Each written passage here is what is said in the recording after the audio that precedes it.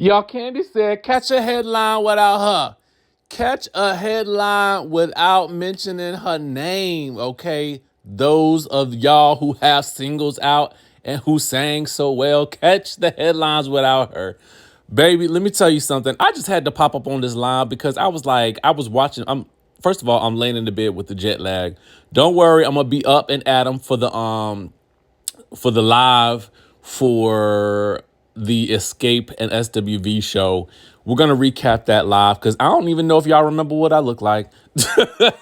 I've been doing these little talk videos, which I actually kind of dig because it gives me a chance to add in some, some gifts and some pictures and photos and things like that of that nature.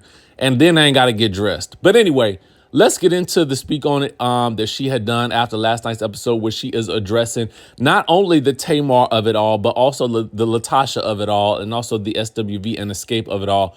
Now, we're going to save the SWV and Escape part for my own review because I have my own thoughts on that. But let's get into the Tamar of it all first. So she does clarify the whole Tamar situation.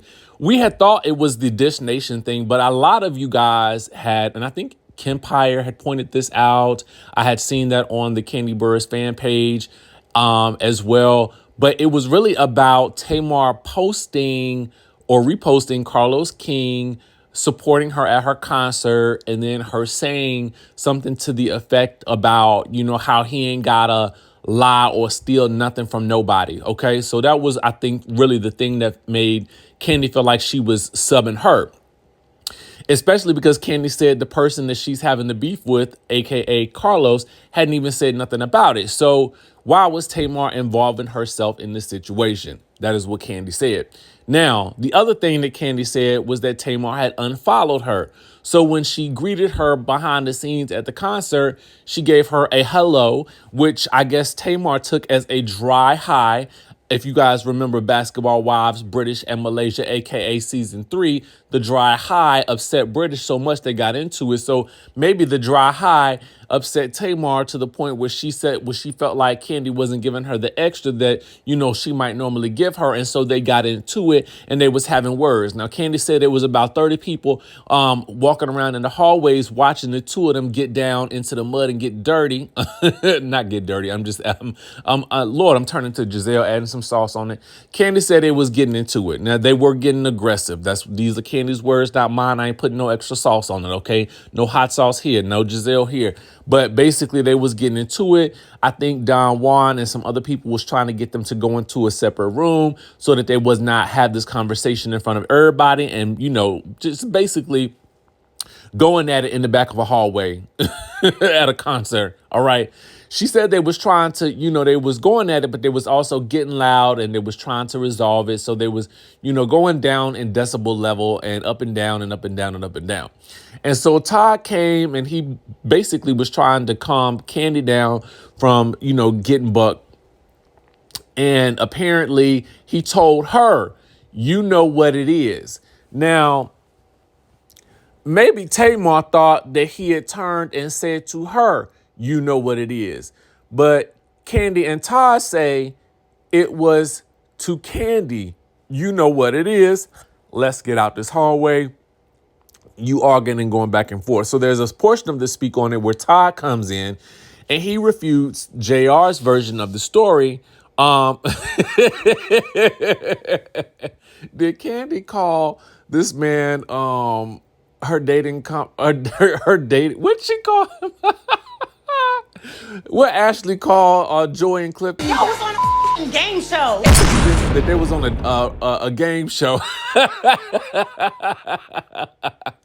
Y'all, I ain't got no sense. Anyway, so apparently, Todd said that JR approached him like, hey, I heard there was a situation, what happened?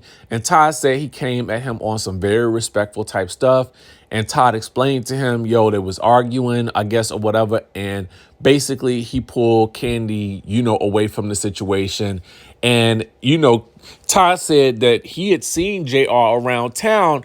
And JR told him, I'm with Tamar now. And I heard that something happened, like, what was going on. And, Todd had dapped him up or whatever because he had seen him around at the, the whiskey spots or whatever like that. But apparently the situation was really, much ado about nothing. Okay. So at that point, that was pretty much the end of that situation. Kandi does say to the people out there, aka the Tamar, who she says, she's upset. Well, she wasn't upset that Tamar was clowning her voice because she said she felt like Tamar has a beautiful voice, but to go out there and catch some headlines, for her new single instead of trying to be for her. Okay, that's essentially what she say. She pretty much say the same thing about Tasha too. Now with Tasha, one of the biggest things that I felt like Kandi was incensed about, because she goes into some stories that, and clarifies some things about Tasha, that things that Tasha said. And I will say this, though. I didn't know that Tasha's video was on the YouTube. And so Kandi, kind of complained about, girl, you taking my clips for my speak on it. You know what I'm saying? And maybe Tasha don't know the rules of how these things work. If you take a clip from somebody else's page, you can only usually take a little bit of it. Right? like you can't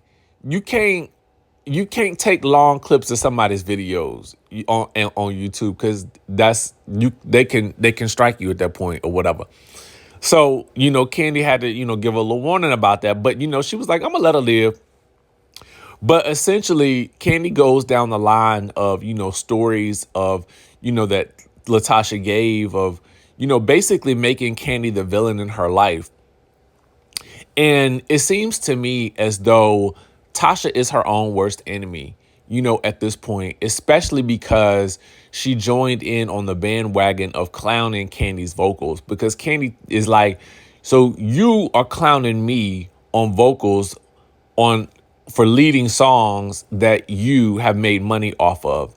Like, where they do that at? Like, I do agree with this as well. Like, if y'all part of a group and you got an argument with your group mate, like, don't clown the music. Don't clown the group mate's vocals, because now you going for a place where you feel like you joining in on what the people are doing outside of the group. Like, if y'all got a group and you got a business argument, okay, I can understand that. But like, when you start trying to clown your group mates' vocals, I feel like that is where you are shooting your own self in the foot, because Kandi had to tell her, like, girl, listen, you sitting up here in this, and let me say this, clowning your group mates' vocals ain't the most godly thing I'd have ever seen somebody do who is trying to launch a gospel career. That whole video, she need to take it down, in my opinion. I have no problem with people feeling like they can speak their truth, but I also feel like if you are trying to lead people to the Lord, this is not the way to do it. Okay? It's just not. It's not. And if it is, then you worshiping in a way that I don't want to worship. All right? And I'm going to leave it at that. Because clowning your group mates' vocals, who, as Kandi points out, has already had a #1 gospel single, aka Stay Prayed Up. All right? And you are trying to go in the gospel route, and you are doing so by dissing your group mate. Okay?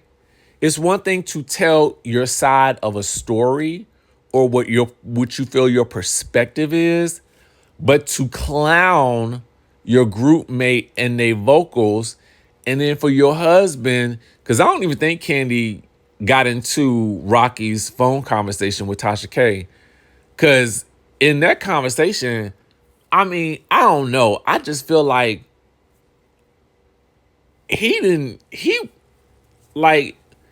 what he doing don't seem to be in line with what I would tell a new gospel artist to do. And that's just me, my thoughts. I'm just one person, right? And that's it. Y'all let me know what y'all think. I'm going to tell you, Speak On It was definitely lit. It's about an hour Tune into it. But that's my little review of it. And we got our review of the episode coming up in just a little bit.